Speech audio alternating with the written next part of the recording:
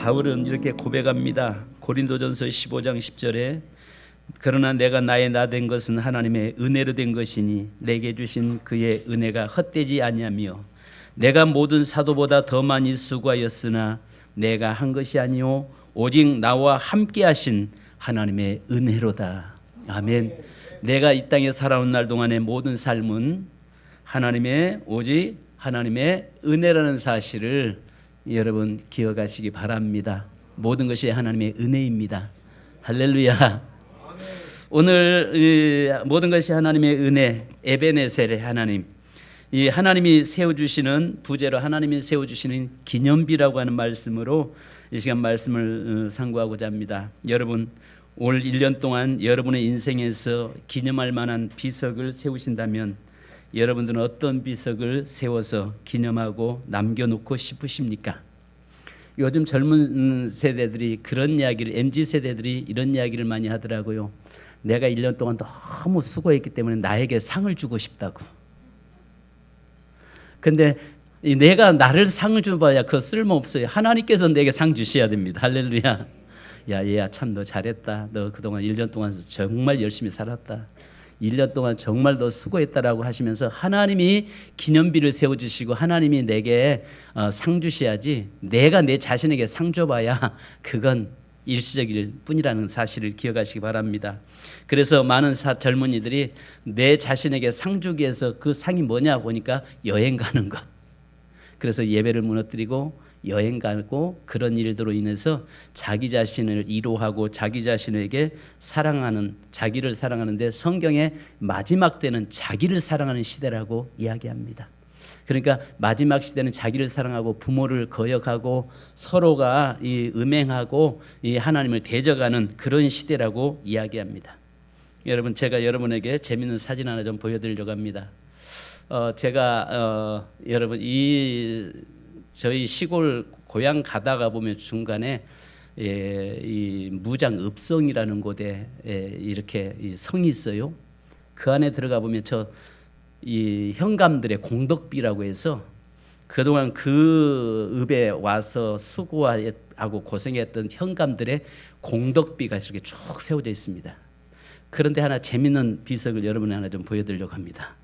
이 비석입니다. 그 비석 바로 밑에다가 거북이 형태로 만들어져 있는데요. 다른 비석들은 반듯하게 거북이가 있는데 이 거북이 목을 틀어서 만들어 놨습니다. 왜 이렇게 틀어서 만들어 놨냐면 현감이 공덕비는 세워주기는 세워야 되겠는데 백성들이 보니까 너무 얄미워요. 너무 얄미워서 고개를 틀어서 갖다가 세워놓는 재미있는 비석이 하나가 있습니다. 그러니까 다른 현감들의 공덕비는 저 거북이가 정상으로 딱 세워져 있어요. 여러분 그렇잖아요. 어디 가면 거북이들을 보면 이 정상적인 거에 비석이 세워져 있잖아요. 근데 저기에 보면 그런 거북이 등에다가 비석을 세워놓는데 저 비석만큼은 유일하게 고개를 꺾어서 틀어서 저렇게 놨어요. 그러니까 해악이겠죠. 이 비석을 세워주기는 세워줘야겠는데 너무 얄미웠단 말이에요. 그래서 거기에 물어보니까 왜 이렇게 해놨습니까? 라고 물어보니까 그 이야기하는 거예요. 너무 얄미워서 잘한 것도 있지만 좀 얄미운 것이 있어서 저렇게 틀어놨다라고 이야기를 하더라고요. 여러분 오늘 우리가 하나님 앞에서 우리가 늘 보실 때에 아름다운, 그래서 하나님이 저와 여러분에게 에베네셀의 기념비를 세워주는 축복이 있기를 주님의 이름으로 축복합니다. 여러분에게 제가 이 영상을 설교를 준비했는데 꼭 조금 부담스럽게 오늘 그런 것들이 나타나세요. 여러분 오해 없길 바랍니다. 자, 영상 하나 좀 부탁합니다. 제가 이게 지금 잠깐만요. 우선 그대로 놓으시고요. 그대로 잠깐 놓으십시오.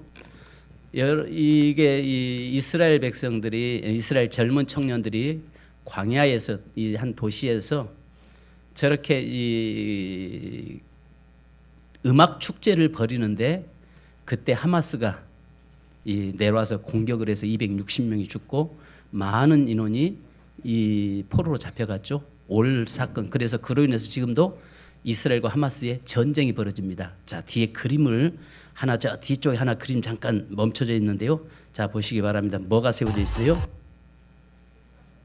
자, 뭐가 세워져 있죠? 자, 처음으로 잠깐만요. 불상이 세워져 있습니다. 그런데 그 불상 밑에 단을 만들었는데 이게 번제단처럼 만들어 놨습니다. 그래서 자, 그리고 나서 저 불상을 이스라엘에서 하나님을 섬기는 나라가 불상을 세워놓고 그 다음에 한번 좀 틀어주십시오. 춤추는 젊은이들 뒤로 하늘에서 검은색 형체가 나타납니다. 낙하산을 타고 이스라엘에 침투하는 하마스 대원들입니다. 하마스 대원들이 총을 쏘기 시작하자 음악 축제 현장은 순식간에 아비규환의 지옥으로 변했습니다. 현지 시간 7일 새벽 가자 지구 근처 네임 키부츠에서 열린 음악 축제 현장을 하마스가 기습했습니다. 예. 무차별 난사로 이제 아까 그쪽으로 자 보십시오. 하나님을 섬겨야 될 사람들이 우상을 저렇게 그것도 부처상을 세워놓고 그 앞에서 저렇게 춤을 추고 있을 때 하나님께서는 더 이상 그것을 보지 않으셨다는 거죠. 어쩌면은 이 나라에 큰 사건이 일어날 때마다 보면은 거기에 꼭 우상 숭배들이 연결되어 있는 것을 우리는 많이 보게 됩니다. 그래서 우연한 사고라고 여러분들 보지 마시고 이 전 세계 역사에 큰 사건과 사고 일어난 데 보면 뒤에 분명히 거기에는 뭐가 일어나냐면 영적 이 음행들이 벌어지고 있고 하나님을 대적하는 행위들을 하고 있을 때에 그런 문제들이 발생하고 있다는 사실입니다. 아마 여러분 폼페이에서 이 석상들을 전시하는데 거기에 보면은 그 한 가족이 한 사람이 아이를 안고 그 그림을 좀 준비했어야 되는데 안고 있고 옆에서 한 사람은 옆에 있는 화목한 가정처럼 보였습니다. 그런데 조사해 본 결과 가족이 아니었다는 거죠. 부부가 아니었다는 겁니다. 보니까 그 아이를 안고 있는 자도 남자였고 옆에 있는 사람도 남자였다는 것입니다. 그러면 결국은 여기에 동성애를 행했던 바로 그 가정들, 그런 일들이 이 폼페이가 굉장히 음행의 도시가 됨으로 인해서 하나님의 진노가 임했고 심판이 임했습니다. 자, 그런 가운데서도 하나님께서 이 출애굽기 32장 1절로 6절에 보면 이렇게 말씀합니다. 아론이 그들에게 이르되 너희의 아내와 자녀의 귀에서 금고리를 빼어 내게로 가져오라. 모든 백성이 그 귀에서 금고리를 빼어 아론에게로 가져가매 아론이 그들의 손에서 금고리를 받아 부어서 조각칼로 새겨 송아지 형상을 만드니 그들이 말하되 이스라엘아 이는 너희를 애굽 땅에서 인도하여 낸 너희의 신이로다 하는지라. 아론이 보고 그 앞에 제단을 쌓고 이에 아론이 공포하여 이르되 내일은 여호와의 절임이니라 하니 이튿날에 그들이 일찍 일어나서 번제를 드리며 화목제를 드리고 백성이 앉아서 먹고 마시며 일어나서 뛰놀더라. 바로 아론은 제사장이죠. 제사장이 바로 그들에게 금고리를 빼내서 그것으로 이 금 송아지를 만들어 놓고 이것이 너희가 제사를 드릴 것이고 번제를 드리는 여호와의 날이라고 하고 있습니다. 자, 그로 인해서 결국은 하나님의 진노가 그들에게 임했죠. 그런데요, 재밌는 게 출애굽기 32장 24절에 보면 이렇게 말합니다. 내가 그들에게 이르기를 금이 있는 자는 빼내라 한즉 그들이 그것을 내게로 가져왔기로 내가 불에 던졌더니 이 송아지가 나왔나이다.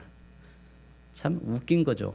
그러니까 아론이 뭐라고 하냐면 백성들에서 금붙이를 다 갖다가 그걸 녹여가지고 금송아지를 만들어 조각하고 깨서 만들어 놓고 나서 하나님이 진노하시니까 그들이 나중에는 뭐라고 이야기하냐면 변명하냐면 이 금덩이를 불 속에 잡아 놓으니까 뭐가 돼서 나왔다? 송아지가 돼서 나왔다. 뻔한 거짓말을 하고 있어요. 그런 모습들을 보면서 하나님께서 진노를 하시는데 그런 어려운 이 전 세계가 가면 갈수록 더 이렇게 영적으로나 하나님을 대적하는 악한 세력들이 가득 채워지고 있는 이때에 그럼에도 불구하고 저와 여러분이 하나님을 섬겼고 하나님께서 우리의 삶에 에베네셀의 하나님이 되어 주셨다는 사실입니다. 아멘. 지금 세상이 이렇게 악해져 가고 세상에 지금 현재 하나님을 대적하는 세대들로 가득 채워져 가고 그런 가운데서 하나님의 진노가 임하고 계심에도 불구하고 그러나 그 속에서 하나님께서 저와 여러분의 삶에 에베네셀의 하나님이 되어 주셨다는 것입니다.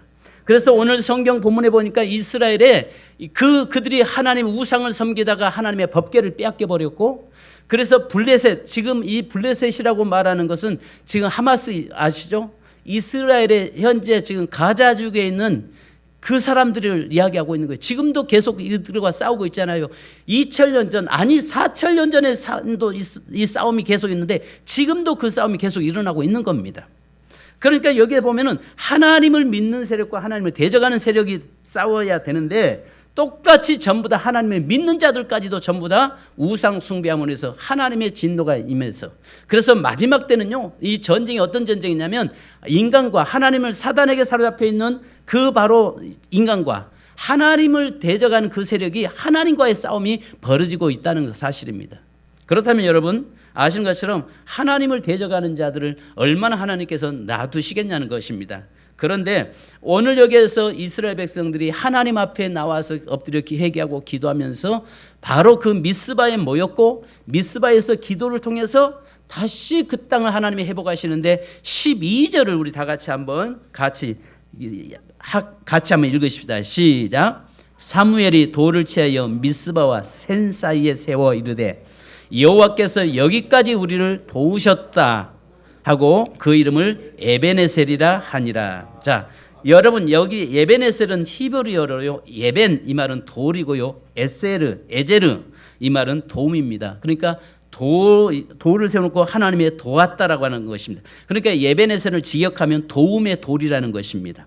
여호와께서 여기까지 우리를 도우셨다, 이 말은 다르게 말하면 내가 너희의 삶을 지켜줄게라고 하는, 네가 여호와 하나님의 말씀 앞에 서 있는 자, 네가 하나님께 돌아오는 자, 네가 여호와의 말씀 안에서 거하는 자는 내가 너에게 에베네셀이 되어줄게.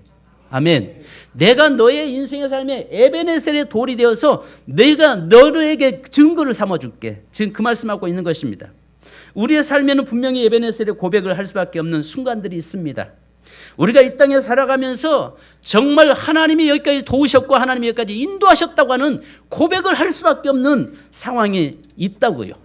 그래서 하나님께서 저와 여러분의 삶에 하나님이 세워주시는 기념비, 내가 너를 위해서 이 기념비를 세워줄게. 1년 동안 여러분들이 주를 섬기고 하나님 앞에서 믿음 생활하면서 많은 힘들고 어려운 일이 있었음에도 불구하고 하나님께서 우리에게 뭐라고 말씀하시냐면 내가 너의 에베네셀이 되어줄게. 그래서 내가 그 증거로 이 돌을 내가 세워줄 거야. 그래서 그 비석을 세워놓은 것입니다. 자, 그러면 여러분 에베네셀은 우리가 세워야 할 기념비인데 세 가지로 우리가 세워야 됩니다. 그러니까 여기에서는 두 가지가 있는데요, 첫째는 내가 세워야 될 것이 있고 두 번째는 하나님이 세워주시는 것이 있습니다.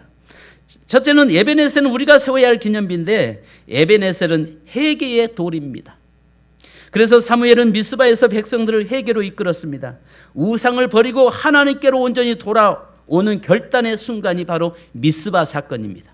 그들이 그동안 우상을 섬기고 하나님이 아닌 것을 쫓아 살던 그 인생들이 이제 하나님 앞에 돌아와서 회개하면서 하나님 앞에 우리가 잘못했습니다라고 했을 때에 하나님이 그들에게 이제는 내가 너희들을 도와줄게, 이제는 내가 너희를 지켜줄게, 이제는 내가 너와 함께할게, 에베네셀의 하나님이 되어주시는 것입니다.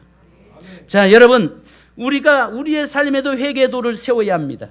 하나님은 내가 우상처럼 섬기던 내 고집과 욕망도 버려야 되고, 이제는 끊임없이 우리는 주의 말씀을 통해서 하나님께 돌아가야 되고 예수 그리스도께 돌아가는 저와 여러분이 되어야 될 줄 믿습니다.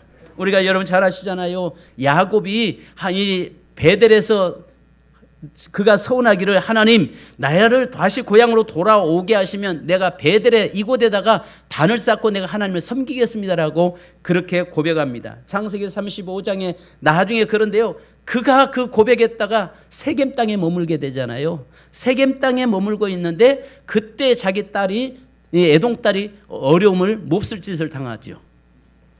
그리고 나서 그의 아들들이 가서 그 세겜 족속들의 그 주장과 그 모든 남자들을 다 죽입니다. 그래서 자기 딸 하나의 사건 때문에 많은 사람을 죽이는 살인자가 되었습니다. 그러면서 그가 깨닫고 이제 그가 돌아가는데, 여기에 창세기 35장 4절을 보니까 그들이 자기 손에 있는 모든 이방 신상들과 자기 귀에 있는 귀고리들을 야곱에게 주는지라 야곱이 그것들을 세겜 근처 상수리나무 아래 묻고 베델로 올라갔더라라고 이야기합니다. 이 말이 무슨 말이냐면 그 어려움 겪고 나서 그들이 회개하면서, 그러니까 그때까지도 그 집에 있는 모든 식솔들이나 전부 다 하나님을 섬기는 것이 아니라 우상을 섬기고 살았다는 것입니다. 그러다가 그 어려운 일이 벌어지고 난 다음에 회개하면서 그 모든 우상들을 그 상수리나무 아래 묻고 베델로 올라갈 때 비로소 하나님께서 야곱을 만나주시고 이스라엘이라고 하는 그 삶을 살도록 허락하신 하나님이십니다. 그러니까 중요한 것은 저와 여러분은 끊임없이 내가 하나님을 더 사랑하지 못한 것을 회개해야 되고요, 내가 하나님께 더 가까이 나가지 못함을 회개해야 되고요, 내가 하나님의 말씀대로 살지 못한 것을 회개해야 되고요, 내 마음속에 두 마음을 품고 사는 것을 회개해야 되고요, 내가 정말 예수를 믿는다고 입술로는 말하지만 내 삶은 상관없이 살아가고 있는 것들을 회개하는 것입니다. 그럴 때 그 회개에 이 돌을 세울 때 하나님은 내 삶의 에베네셀의 기념비를 세워주신 줄 믿습니다. 여러분, 두 번째는요, 여기 에베네셀은 기도의 돌입니다. 블레셋 군대가 다가올 때 이스라엘은 두려움에 사로잡혔습니다. 하지만 이 사무엘은 포기하지 않고 하나님께 번제를 드리며 간구했습니다. 하나님은 사무엘의 기도에 응답하셔서 큰 우레로 블레셋을 물리치셨습니다. 에베네셀의 돌은 우리가 기도로 하나님을 의지할 때 세워지는 돌입니다. 내가 아무것도 할 수 없을 때 하나님은 모든 것을 하실 수 있습니다. 여러분, 우리가 힘들고 어려울 때 우리는 어디로 달려와서 하나님 앞에 무릎 꿇어야 되냐면 어디로 달려와야 돼요? 교회로. 할렐루야. 그런데 힘들고 어려우면 어디로 들어가요? 어디로 들어가요? 방구석으로 쳐들어가. 제 말이 좀 그렇죠? 교회로 달려와야 되는데 힘들고 어려우면 뭐부터 무너뜨리냐면요, 예배부터 무너뜨려요. 희한하죠? 그러니 더 힘들어질 수밖에 없죠. 내 인생의 문제 해결자는 누구세요? 하나님이시잖아요. 그러면 내 문제 해결하신 그 하나님께 나와야 되는데 힘들고 어려우면 어디로 가요? 하나님과 멀어져요, 자꾸. 그러면서 뭐라고 하냐면 하나님이 안 도와준대, 하나님이 내 기도 안 들어주신대, 하나님이 내 편 안 대주신대. 이게 문제예요. 그러나 오늘 성경 본문의 말씀에 어려움 당할 때 사무엘에게 뭐라고 합니까? 우리를 위해서 기도해 주소서. 그러면서 미스바에 모여서 기도에 전념할 때 하나님의 역사가 이루어졌습니다. 성도 여러분, 기도의 이 돌을 세울 수 있기를 주님의 이름으로 축복합니다. 세 번째는요, 에베네셀은 기억의 돌입니다. 이스라엘의 유대인 홀로코스트의 그 기념관에 가서 보면요, 이 야드바셈에 가면 이런 글귀가 쓰여 있습니다. 용서는 하되 잊지는 않겠다. 아시잖아요. 600만의 이스라엘 백성들, 유대인들이 2차 세계대전에 독일 히틀러에 의해서 죽임을 당했잖아요. 거기 가면 그 600만 개의 그 전등에 불이 켜져 있어요. 그러면서 그 수많은 불 속에서 그 한 명 한 명의 이름을 계속 죽어갔던 자들을 이름을 기억하면서 이름이 계속 낭송됩니다. 어느 가정에 누구, 어느 게 누구 해서 600만 명의 이름을 하나하나를 불러가면서 기억을 합니다. 그런데 그들이 그 속에서 뭘 하냐면은 우리가 용서는 하지만은 그런 것들은 기억하고 있지 않겠다는 것입니다. 그래서 다시는 그런 일들이 벌어지지 않도록 하겠다는 것입니다. 그런데 우리가 이것을 성경에 보면 초막절이라고 하는 절기가 있어요. 이스라엘에는 초막절이 절기가 10월 달에 있는데요, 이때 절기적으로 수장절이고 장막절이라고도 합니다. 모든 곡식을 거둬들인 다음에 일주일 동안 집 밖에다가 초막을 짓고 그곳에서 머뭅니다. 그곳에 머물면서 뭘 하냐면은 지난 40년 동안 자기 조상들의 광야에서 어떻게 하나님이 인도해 내셨는가를 후손들에게 가르치는 시간이에요. 그것을 기억하고 잊지 말라라고 이야기해요. 다른 거 잊지 말라고 하는 것이 아니라 너희 원수를 잊지 말라는 말이 아니에요. 그 초막절은 하나님께서 너희의 인생의 삶을 어떻게 인도했는가를 기억해라, 잊지 말라. 그러면서 광야 40년에서 여러분 아시잖아요. 마라의 쓴물에 도착했을 때는 물이 있어서 마실 수가 없었고, 광야에 또 아시는 것처럼 블레셋 또 아말렉 군대들이 끊임없이 공격에 들어왔고, 또 불평불만할 때에 불뱀이 나와서 물어서 수많은 사람이 죽었고, 또 정말 더워서 그 어려운 환경 속에서 하나님께서 구름기둥과 불기둥으로 그들을 보호하셨고, 또 사막에 하나님이 길을 내셨고, 그러면서 그런 것들을 기억하면서 하나님의 은혜를 잊지 말라라고 이야기하고 있는 것입니다. 사랑하는 성도 여러분, 저와 여러분이 정말 기억해야 할 것은 하나님이 여기까지 우리를 도우셨다고 하는 것을 잊어서는 안 된다는 사실입니다.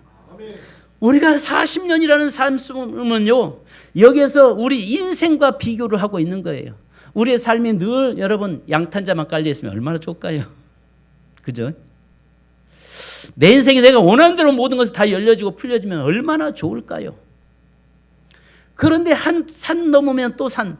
그래서 우리가 종종 등산을 하다 보면 그렇잖아요. 저 헉헉거리면서 산은 저 정상에 올라가면 저기가 정상인가 보다 올라가 보면 또 뭐가 있어요? 또 다른 산이 있어요. 올라가다 보면 또 뭐라고요? 하나도 힘드니까 산에서 내려온 사람한테 아저씨 아직도 멀었어요? 조금만 가면 돼요. 다 왔어요. 근데 가다 보면 어때요? 또 산. 우리 인생이 그렇잖아요. 이 문제가 해결된다 싶으면 또 다른 문제가 계속 찾아옵니다. 그럼에도 불구하고 하나님께서 우리 인생을 이끌고 계시고 하나님께서 저와 여러분의 삶을 인도하고 계신다는 것을 늘 기억하라는 거예요. 할렐루야. 기억의 돌을 세워야 됩니다. 하나님이 여기까지 인도하셨다고 하는 그 돌, 또 내 인생의 삶에 하나님께서 인도와 이끌고 계시다고 하는 그 확실한 믿음, 그 믿음이 저와 여러분에게 있기를 주님의 이름으로 축복합니다. 두 번째는 하나님이 세워주신 에베네셀을 기억하는 것입니다. 이제 하나님께서 저와 여러분에게 에베네셀의 돌을 세워주시고 하나님께서 여러분의 모든 일들을 기억하신다는 것입니다. 자, 과거를 돌아보라는 것입니다. 이것은 은혜의 손길입니다. 사무엘은 이스라엘 백성을 모아 기도와 회개를 촉구합니다. 그들은 블레셋의 압박 속에서 하나님께 간구하며 죄를 회개하는 시간을 가졌습니다. 하나님의 구원의 역사, 이스라엘이 블레셋에게 승리할 수 있었던 이유는 오직 하나님의 개입 때문이었습니다. 하나님께서 함께 하셨기 때문에 승리했다는 것입니다. 하나님이 함께하지 않으면 승리할 수 없었다는 것입니다. 그래서 내가 너와 함께함으로 너는 승리한 인생이 되었다라고 하는 것을, 이 하나님의 은혜의 손길을 기억하고 하나님께 내가 너를 돕고 있는 거야. 너의 지나온 삶에 내가 인도했어. 내가 너를 지켜줬어라고 지금 하나님께서 말씀하고 계시는 거예요. 두 번째는 현재를 살피는 여러분 은혜의 고백입니다. 오늘 성경에 보니까 사무엘은 승리 후에 돌을 세우며 그 이름을 에베네셀이라고 합니다. 이는 단순히 과거의 은혜를 기념하는 행위가 아니라 현재 순간에도 하나님께서 함께 계신다라는 것을 우리에게 지금 보여주고 계시는 것입니다. 현재도 함께 하신다. 과거만 함께 하시는 하나님이 아니시라고요. 지금도 내 생에 함께하고 계시는 하나님이시라고요. 아멘. 그 다음에 세 번째는 미래를 바라보는 것입니다. 은혜의 약속입니다. 앞으로 너의 삶도 내가 지켜줄게. 이게 하나님의 은혜예요. 이게 에베네셀이에요. 그러니까 과거에도 내가 너를 승리케 했잖아. 현재도 내가 너의 인생의 삶을 내가 너와 함께함으로 승리케 할게. 앞으로 너의 인생 남은 삶 미래도 내가 너를 승리케 해줄게. 할렐루야. 그러기 위해서 네가 세 가지만 잘하면 돼. 세 가지. 아까 말씀드린 것 중에 뭐라고요? 회개 기둥을 세우는 거예요. 두 번째는요, 기도의 기둥을 세우는 거예요. 세 번째는요, 늘 하나님을 기억하고 하나님을 인정하고 사는 것입니다. 이 세 가지만 네가 하면은 내가 너의 과거, 현재, 미래 모든 생애를 책임져 줄게라고 말씀하고 계시는 것입니다. 여러분, 그래서요, 여기에 이사야서, 제가 성경 구절 몇 구절 보고 우리 보겠습니다. 이사야서 54장 10절에 보니까 산들이 떠나며 언덕을 옮길지라도 나의 자비는 내게서 떠나지 아니하며 나의 화평의 언약은 흔들리지 아니하리라. 너를 긍휼히 여기는 여호와께서 말씀하셨느니라. 이 말의 언덕은요, 산들이 떠나고 언덕이 옮겨질지라도, 여러분 세상에 막 지각 변동이 일어나고 세상에 온갖 풍파가 다 일어나서 다 모든 것 다 뒤집어질지라도 하나님은 너에게서 떠나지 않겠다는 거예요. 얼마나 감사해요. 생각해 보세요. 이 앞에 있는 산이 갑자기 그냥 옮겨졌어. 언덕이 그냥 갑자기 사라져 버렸어. 막 그런 지각 변동이 나고 그런 모습들이 우리의 삶에서 나타날지라도 하나님은 나는 너를 떠나지 않을게 이야기합니다.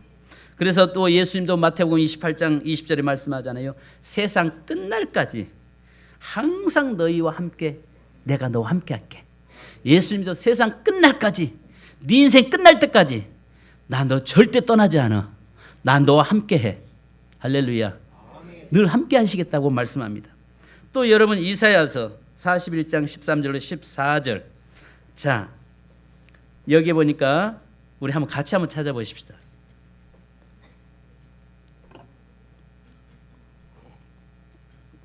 시작.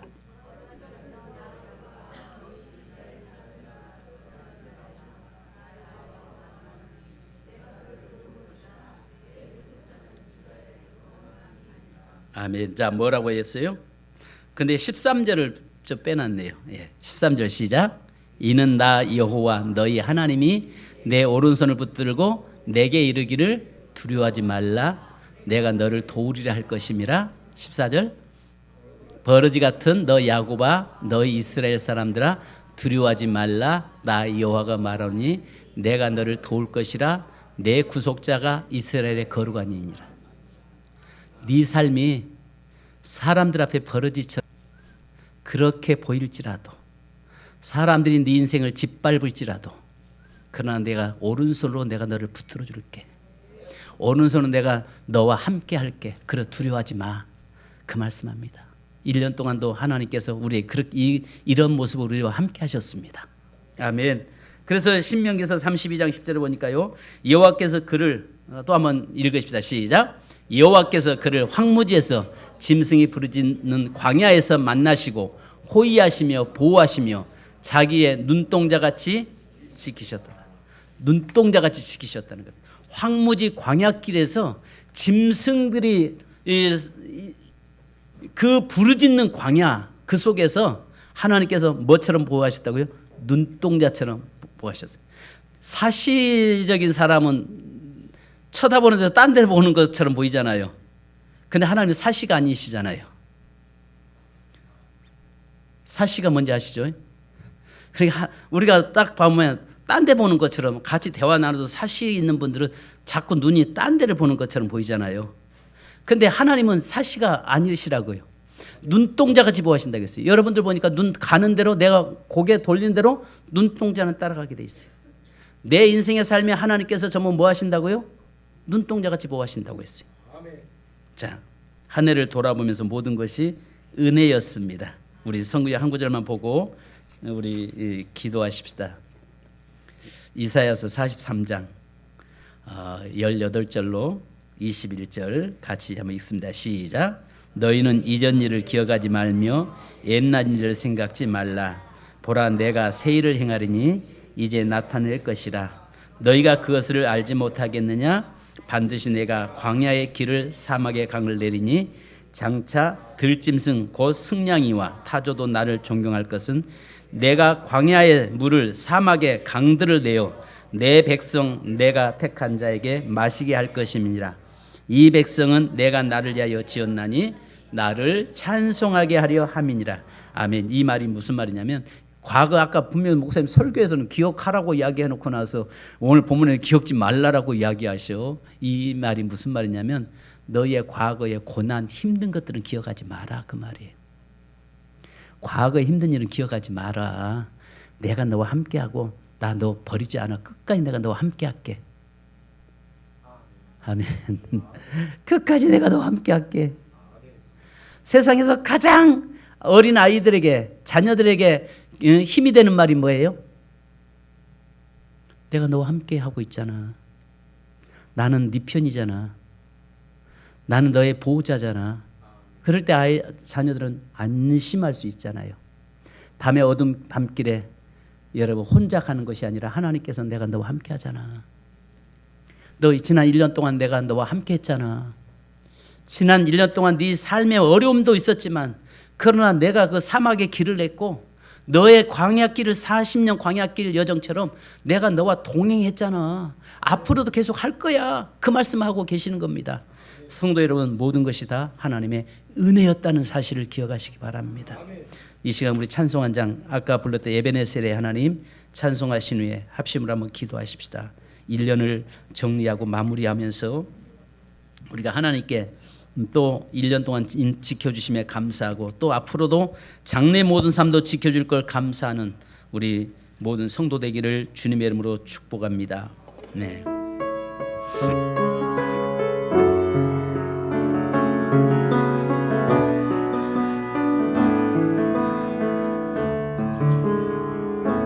감사하신 하나님, 에베네셀 하나님, 살아계신 하나님, 에베네셀 하나님, 주님 여기까지 인도하셨네. 감사하신 하나님, 여기까지 인도하셨네. 살아계신 하나님, 감사하신 하나님, 에베네셀 하나님, 살아계신 하나님,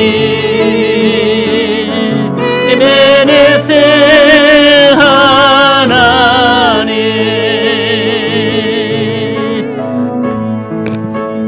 감사하신 하나님, 에베네셀 하나님, 아멘. 살아계신 하나님, 에베네셀 하나님,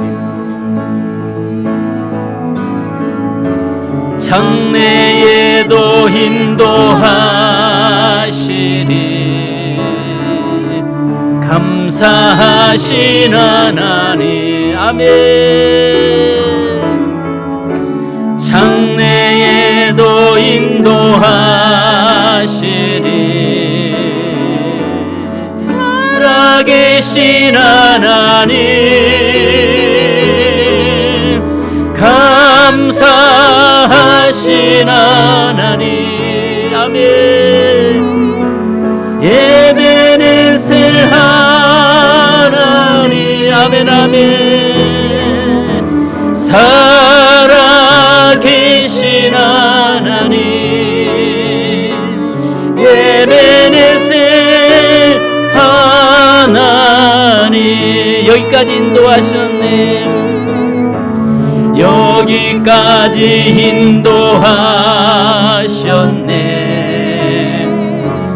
감사하신 하나님, 지금까지 인도하셨네.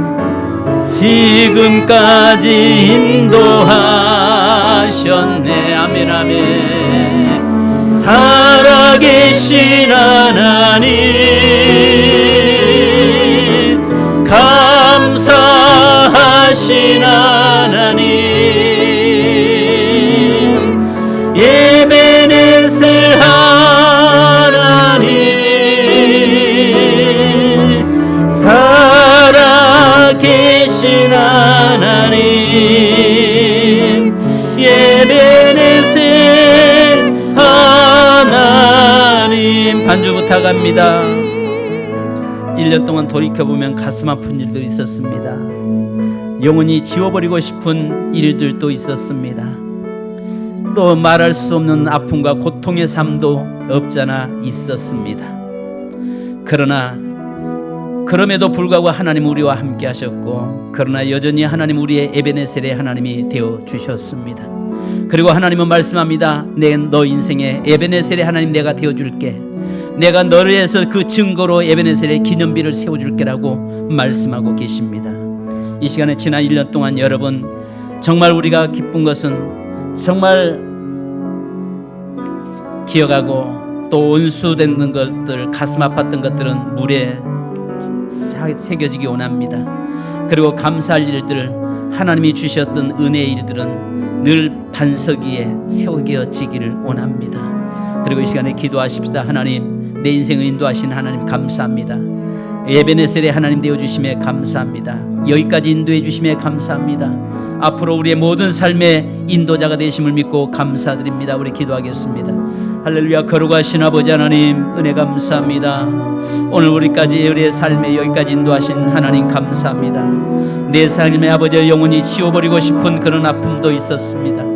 또 아버지는 기억조차 하고 싶지 않았던 일들도 있었습니다. 그럼에도 불구하고 하나님이 우리의 에베네셀 하나님이 되어주셨고 우리와 함께 하심을 믿고 감사드립니다. 거룩하신 아버지 하나님이여 사랑하는 성도들 1년 동안 지켜주셨사오니 또 아버지 하나님이여 이후로도 지켜주실 줄 믿고 감사합니다. 오늘 하나님이여 우리가 하나님 앞에 아버지 하나님의 회개의 기둥을 세우고 또 아버지 하나님의 기도의 기둥을 세우고 기억의 기둥을 세움으로 인해서 하나님을 늘 기억하고 하나님의 인도하심을 늘 기억하며 사는 삶이 되게 하시고 이제 하나님께서 내가 너에게 에베네셀의 하나님이 되심을 내가 너에게 증거로 이 비를 세워줄게라고 말씀하시오니 하나님이여 살아는 귀한 재단의 모든 성도들을 주여 붙들어 주시고 인도하여 주옵소서. 여기까지 지켜주시고 인도하신 그 하나님을 찬양합니다. 여기까지 이끌어 주신 하나님을 찬양합니다. 하나님이여 여기까지 우리를 삶을 지켜주시고 보호하신 하나님을 찬양합니다. 하나님 우리와 동행하게 계심에 감사합니다. 하나님 우리를 구원해 주신 하나님을 찬양합니다. 우리에게 예수 그리스도를 주심을 찬양합니다.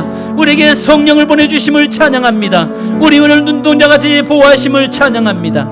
하나님이여 살아는 성도들 함께 하시고 역사하여 주시옵소서. 거룩하신 아버지 하나님이여 에베네셀 하나님께서 오늘도 살아는 성도들을 붙들으시고 치유하시고 회복시켜 주시옵소서. 살아는 성도들에게 하나님의 크신 은혜와 은총으로 더하여 주시옵소서. 살아는 성도들에게 아버지 날마다 감사하며 살게 하시고 하나님이 주신 은혜와 축복을 기억하며 살게 하시고 한순간도 하나님의 기억들을 놓치지 않도록 인도하여 주시옵소서. 하나님 아버지 광야길 40년의 삶 속에 어느 여러 가지 아픔도 있었고 또 아버지 하나님 심판도 있었고 고난도 있었고 감사도 있었고 축복도 있었던 것을 봅니다. 그러나 그때마다 하나님이 그들을 세우시기 위함이었고 그들과 함께하기 위함이었던 것을 우리는 봅니다. 오늘 또 아버지와 사랑하는 성도들이 하나님의 그런 고난을 통해서 하나님께 더 가까이 나가게 하심에 감사합니다. 그리고 하나님의 우리의 인생의 삶을 기억하시고 우리를 반드시 하나님이여 선한 길로 이끌어 주실 하나님을 바라보면서 찬송합니다. 1년 동안 지켜주심에 감사하고 1년 동안 여기까지 인도하심에 감사하는 사랑하는 모든 성도 되게 하여 주옵소서. 주님 에베네셀의 하나님이 되어주심에 감사합니다. 여기까지 인도해 주신 하나님을 찬양합니다. 1년 동안 광야길을 걸어오면서 영원히 지우고 싶었던 것들도 있었고 기억하고 싶지 않은 것들도 있었고 또 가슴 아픈 일도 우리에게 있었고 눈물 흘릴 일도 있었습니다. 그것만 있었던 것이 아니라 때로는 기쁨과 감사와 감격을 우리에게 주심에 감사합니다. 늘 하나님의 어떤 상황에 있어도 하나님은 결코 우리를 떠나신 적이 없고 하나님은 우리의 길에 사막길에 길을 내셔서 우리를 이끌어내신 하나님이심을 믿습니다. 1년 동안 하나님께서 지켜주시고 보호하시고 인도해 주심을 믿습니다. 앞으로 장래의 모든 삶도 하나님께서 지키시고 인도하신 줄 믿고 감사합니다. 주님 이 시간에 살아가는 성도들을 위해 기도합니다. 이 시간에 주님 아픈 성도들을 아픈 곳에 손을 얹고 기도할 때에 주의 만지심 있기 원합니다. 주님 예수 그리스도의 이름을 마음껏 사용하기 원합니다. 주의 보혈의 능력의 역사가 오늘 살아가는 성도들 질병으로 고통 속에 있는 성도들을 친히 만져 주옵소서. 주의 성령의 임재하심 있게 하옵소서. 기름 부심 있게 하옵소서. 주의 만지심이 있으날지어다. 주님이여 주의 피문손으로 만져 주옵소서. 사르는 성도 한 성도의 질병으로 고통 속에 있는 성도들을 주여 만져 주옵소서. 주여 일으켜 세워주옵소서. 치료의 광선을 발하여 주옵소서. 예수 그리스도의 보혈의 능력의 역사가 생명의 역사로 나타나게 하여 주옵소서.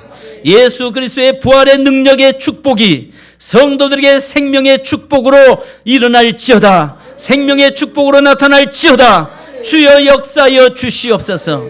주님, 이 시간에 하나님이여 여러 가지 환경의 문제로 막혀있는 성도들, 환경의 문이 열려지기 원합니다.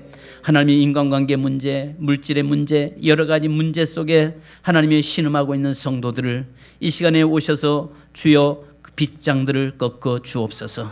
예수 그리스도의 권세가 모든 빗장이 꺾여질지어다. 모든 막힌 담이 무너질지어다. 시온의 대로가 열릴지어다. 주의 성령의 능력으로 역사하여 주옵소서. 내년 한 해는 정말 주님 앞에서, 정말로 주님 앞에서 경산한 삶, 그래서 하나님을 기쁘시게 드리고 정말 살맛 나는 우리의 믿음의 삶이 되도록, 영적으로 늘 감격 있는 우리의 삶이 되도록, 늘 주님이 나와 함께하는 것을 늘 보는 삶이 되도록 역사하여 주옵소서. 지금은 우리를 구속하신 우리 주 예수 그리스도의 크신 은혜와 아버지 하나님의 무한하신 사랑하심과 성령님의 교통하심과 충만하심이 지난 1년 동안 우리를 지키시고 보호하시고 인도하신 그 하나님의 놀라우신 사랑하심과 역사하심이 또 내년 한 해도 하나님이 지켜주실 걸 믿고 믿음으로 나아가기를 원하는 성도들과 가정과 삶이 지금으로부터 영원토록 함께 계실지어다. 아멘. 주님 감사합니다. 다스군